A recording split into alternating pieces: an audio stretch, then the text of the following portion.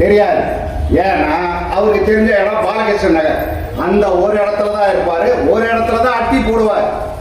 இங்க அவர் வந்ததுல இருந்து இந்த பக்கம் வந்ததே கிடையாது. இந்த நகர்ல என்ன நடக்குதுன்றது தெரியாது. ஏன்னா அவருக்கு கட்டிங் வாங்கணும், சரக்கு அடிக்கணும், அவர்கிட்ட ஒரு 4 கையாளுகள் இருக்கணும். இதுதான் தேவை. இதை தவிர வேற எதுவும் தெரியாது. மக்களை சந்திக்க இந்த தடவை ஓட்டு கேட்க வருவா. சரவணா நகர்ல, ஆர்மி நகர்ல, சார்லஸ் நகர்ல ஒரு ஓட்டு போவாது. சரவணா நகர்ல தைரியம் எல்லாம் வந்து ஓட்டு கேட்க சொல்லுங்க. கேட்க முடியாது.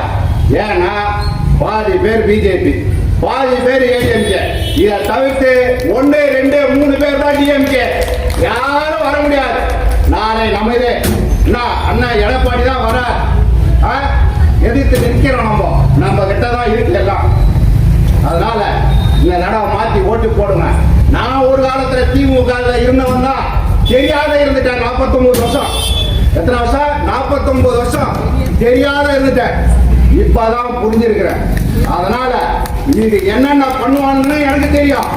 அதனால இந்த தடவை நாம தான் வரோம். இதுல மாற்றமே கிடையாது. நன்றி.